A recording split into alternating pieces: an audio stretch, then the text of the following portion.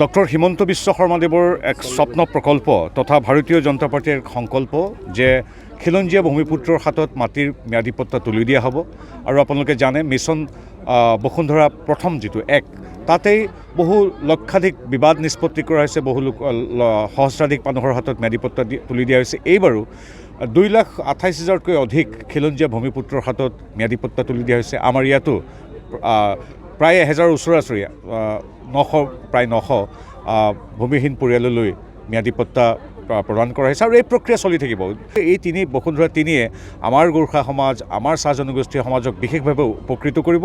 আৰু ইয়াত আপোনালোকে জানি ভাল পাব যে এই যে এইবাৰৰ 2,29,000 দিয়া হৈছে তাৰে প্ৰায় 80শতাংশতকৈ অধিক OBC, MOBC, ST আৰু SC লোকক দিয়া হৈছে।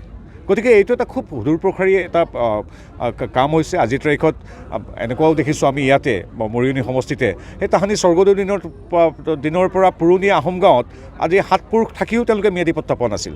আজি তেওঁলোকেও ম্যাদীপট্টা পাইছে। শ বছৰ ধৰি থকা মানুহে ম্যাদী পোৱা নাছিল। গতিকে খুব পুংখানুপুংখভাৱে পৰ্যায়ক্ৰমে খিলঞ্জীয়া লোকসকলক ম্যাদীপট্টা দিয়া হৈছে।